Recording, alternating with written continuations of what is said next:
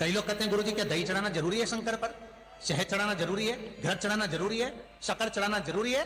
शिव महापुराण की कथा कहती है 5 चीजें शंकर भगवान पर चढ़ती है। दूध अर्थात घर में लक्ष्मी की वृद्धि करता है, इसलिए चढ़ाया जाता है। दही शंकर भगवान पर इसलिए चढ़ाते हैं क्योंकि यह परिवार को जोड़ता है। जिसके परिवार में क्लेश ज्यादा होता है, जिसके परिवार में आपस में तकरार ज्यादा होता है, उसको दही जोड़ता है। शहद घर में चिड़चिड़ प्रवृत्ति को समाप्त करता है। घी रोग को समाप्त करता है।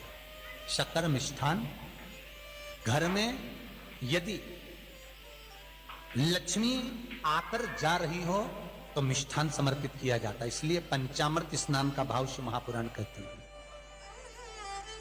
पंचामृत स्नान भगवान, इसलिए 5 चीजें शंकर को समर्पित हैं। दूध, दही, घृत, शहद, शक्कर अर्थात मिष्ठान। शक्कर से मूलतः यहां शिव महापुराण में शक्कर नहीं लिखी है, मिष्ठान।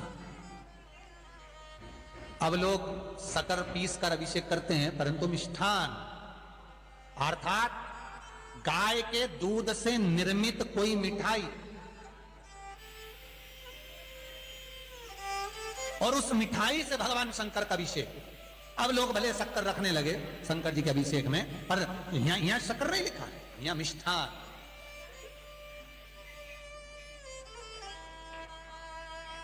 हमारे यहां सहज भाषा में कहते थे उसको खांड अर्थात मीठा। शिव महापुराण की कथा कहती है दर्पण इतना बड़ा ले लो। बंदर वाला अगर दर्पण वाली नहीं तो इतना बड़ा दर्पण लो, हनुमान जी के मंदिर में जाकर, क्योंकि हनुमान शंकर का ही अवतार है। हनुमान जी के मंदिर में जाकर हनुमान जी के उल्टे पांव का थोड़ा सा सिंदूर, चरण का थोड़ा सा सिंदूर एक कागज में लेकर आ जाइए। और हनुमान जी के छोटे भाई, हनुमान जी 6 भाई हैं, उसमें गतिमान, हनुमान जी के छोटे भाई गतिमान का नाम लो, और गतिमान का नाम लेकर उस दर्पण पर सिंदूर से त्रिशूल बना दो। सिंदूर से त्रिशूल बनाकर उस दर्पण को घर के बाहर, दर्पण का मुख बाहर की ओर, ऐसे बाहर की ओर मुख कर कर दर्पण को घर के बाहर या दरवाजे पर, बिल्डिंग पर, ऊपर जाली में, फ्रंट में कहीं पर भी उसको लगा दीजिए। महाराज केवल शंकर का स्मरण कर कर, गतिमान का नाम लेकर, हनुमान के उल्टे पांव का सिंदूर का त्रिशूल बनाकर जो दर्पण को लगा देता है, आपको 1 महीने के अंदर अंतर मालूम पड़ जाएगा कि पिछले जो महीने निकले हैं उस महीने का अंदाजा लगाना कि घर में लोग कितने बीमार पड़ते थे, और इस दर्पण को लगाने के बाद बीमारी कम हुई कि नहीं हो कम तो ठंडा कर देना, क्या जा रहा है, पर करके जरूर देखना। विश्वास रखकर करोगे, भगवान शिव का अनुमोदन कर कर, भगवान शंकर पर विश्वास रखकर करोगे तो बीमारी घेर नहीं सकती। अकाल मृत्यु हो मरे जो काम करे चंडाल का, काल उसका क्या बिगाड़े जो भक्त हो महाकाल का। शंकर की आराधना करने वाला, शिव का स्मरण करने वाला, शिव का निवेदन करने वाला, शिव अर्चना में डूबने वाला, शिव का अनुमोदन करने वाला कभी दुखी नहीं हो सकता। तो शिव महापुराण की कथा कहती है शंकर को जितना जल प्रिय नहीं, शंकर को जितना बेल प्रिय नहीं, शंकर को जितना शमी प्रिय नहीं, शंकर को जितना दूध दही प्रिय नहीं, शंकर को अगर कुछ प्रिय है तो सत्य प्रिय है। सत्यम शिवम सुंदर। इसीलिए हमारे यहां शास्त्र कहता है, ब्रह्मा जी केतकी के फूल को लेकर आए, उसने झूठ बोला। ब्रह्मा जी गाय को लेकर आए, शंकर भगवान के सम्मुख में झूठ बोला। ब्रह्मा स्वयं झूठ बोले तो सिर कटा। कर्मनाशा नदी प्रकट हुई। और शिव महापुराण की कथा कहती है शंकर को सत्य प्रिय है, अगर झूठ बोला है। इसीलिए शिव महापुराण का स्पष्टीकरण किया जाए, वर्णन किया जाए, तो पहले के समय में अदालत नहीं होती थी, पहले के समय में पंचायत नहीं हो सकती थी, पहले के समय में कोई सभाएं नहीं होती थी, पहले के समय में कोई निर्णायक मंडल नहीं होता था, पहले के समय में केवल एक निर्णय होता था। गांव के लोग ले जाकर शंकर के मंदिर में खड़ा कर देते थे और कहते थे उठा गंगा जली, और कहते तूने ऐसा नहीं किया। गंगा जली उठाकर कह दे कि तूने ऐसा नहीं करा। क्यों गंगा जली उठवाते थे? क्योंकि लोगों ने शिव महापुराण सुन रखी थी। शिव महापुराण में श्री वेद व्यास जी वर्णन करते हैं कि शंकर के मंदिर में, शंकर के ओटले पर, शंकर के मंदिर के अंदर, शिव की चौखट पर, शंकर के अनुमोदन में, शिव महापुराण के अंतर्गत शंकर के अनुमोदन में, शिव मंदिर में, शिव चौखट पर अगर कोई भूल से भी झूठ बोल देता है तो उसकी जिंदगी नरक जैसी निकलती है महाराज। इसीलिए कहते तो उठा गंगा जली और कह दे तूने ऐसा नहीं किया। उठा बोल दे। आपके भी जीवन में अगर किसी को कष्ट है, फिर निवेदन करूंगा, मंदिर में अगरबत्ती भले मत लगाओ, मंदिर में दीप भले मत जलाओ, मंदिर में पेड़ा भले मत चढ़ाओ।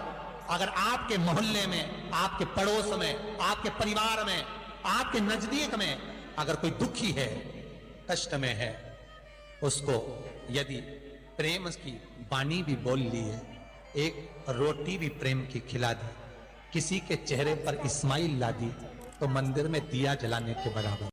मंदिर में दीप जलाने के लिए बेलपत्र भगवान माता पार्वती के अश्रु से है, रुद्राक्ष भगवान शंकर के अश्रु से है, शमी पत्र उमा और महेश्वर भगवान शंकर के विग्रह के सुख से जो जल प्रकट हुआ है, उस जल से शमी की उत्पत्ति है। दोनों के मिलन से, दोनों के मिलन से। जैसे एक मुखी से लेकर 14 मुखी तक रुद्राक्ष होते हैं। आपको पहले भी कथा में कहा, एक मुखी से लेकर 14 मुखी तक रुद्राक्ष होते हैं। सभी रुद्राक्ष का अपना अपना एक मंत्र होता है, अपनी अपनी एक साधना होती है जिसके अनुसार रुद्राक्ष काम करता है। एक मुखी रुद्राक्ष लक्ष्मी की वृद्धि के लिए होता है। कभी मौका मिले तो एक मुखी रुद्राक्ष का दर्शन करना। पर एक मुखी रुद्राक्ष जितना छोटे से छोटा होता है, जितना छोटे से छोटा होता है, उतना सुख दे। एक मुखी रुद्राक्ष लक्ष्मी की वृद्धि के लिए होता है, कार्य सिद्धि के लिए होता है। कोई भिखारी से भिखारी, गरीबड़े से गरीबड़ा भी अगर धारण कर ले, उसके घर में एक मुखी रुद्राक्ष अगर प्रवेश कर जाए तो सुख का अनुभव करा देता है, संपदा का अनुभव कराता है, सरस्वती का भाव प्रकट करता है, वैभव का भाव देता है। एक मुखी रुद्राक्ष का मंत्र है ओम ह्रीं नमः। ओम ह्रीं नमः, ये लक्ष्मी के लिए होता है महाराज। दो मुखी रुद्राक्ष बांधा को हरता है। कोई तकलीफ आ रही है, कोई प्रशासनिक कार्य है, कोई काम नहीं हो रहा, फाइल आगे नहीं बढ़ रही, बहुत तकलीफ आ रही है, तो दो मुखी रुद्राक्ष जो व्यक्ति धारण करता है उसका कार्य सफल होता है। दो मुखी रुद्राक्ष का मंत्र है ओम नमः। और दो मुखी रुद्राक्ष का शिव महापुराण में जो मंत्र दिया है ओम नमः। विदेश्वर संहिता के अंतर्गत शिव महापुराण में रुद्राक्ष के 14 मुखी रुद्राक्ष के मंत्र दिए हुए हैं। आप शिव महापुराण नहीं पढ़ सकते तो मंत्र लिख लें। दो मुखी रुद्राक्ष का मंत्र है ओम नमः। तीन मुखी रुद्राक्ष विद्या प्राप्ति के लिए होता है। कैसा भी अनपढ़ से अनपढ़ व्यक्ति हो, जिसको विद्या में रुचि ना हो, पढ़ ही नहीं पा रहा हो, चित्त वृत्ति ही ना लग रही हो, मन ही ना लग रहा हो, परसेंट कम से कम होते जा रहे हो, तीन मुखी रुद्राक्ष उस बच्चे के गले में लाल धागे में डाल दीजिए। नहीं डाल सकते तो बच्चे के कमरे में जहां वो पढ़ता है, विद्याध्ययन करता है, उसके कमरे में लगा दीजिए। तीन मुखी रुद्राक्ष का मंत्र है ओम क्लीं नमः। ओम क्लीं नमः, ये तीन मुखी रुद्राक्ष का मंत्र है। इन मंत्र को कैसे सिद्ध करना है वो आपको 14 मुखी के रुद्राक्ष के पूर्ण होने पर वर्णन करते हैं। तीन मुखी रुद्राक्ष का वर्णन है ओम क्लीं नमः। चार मुखी रुद्राक्ष खोई हुई वस्तु को प्रदान कर देता है महाराज। यदि कोई वस्तु आपकी खो गई है, कोई सामान आपका रखा गया नहीं मिल रहा, चार मुखी रुद्राक्ष को एक चावल की कटोरी में, अक्षत की कटोरी में घर के केंद्र बिंदु में रख दीजिए महाराज। चार मुखी रुद्राक्ष 2 रात्रि तक रखा रहेगा। तीसरी रात्रि को खोई हुई वस्तु आपके घर में कहीं पर भी प्राप्त हो जाएगी, पर होगी, मालूम पड़ जाएगा कि वस्तु यहां है। चार मुखी रुद्राक्ष का मंत्र है ओम ह्रीं नमः। ओम ह्रीं नमः। फिर वर्णन आया 5 मुखी रुद्राक्ष। ये कार्य में सिद्धि देता है। व्यापार नहीं चल रहा हो, कोई नई दुकान खोली हो, नई फैक्ट्री खोली हो, नया कोई कार्य करने जा रहे हो, नहीं हो रहा है, पैसा लग रहा है पर आवक नहीं हो रही है, तो 5 मुखी रुद्राक्ष फल प्रदान करता है। इसका मंत्र है ओम ह्रीं नमः। ओम ह्रीं नमः।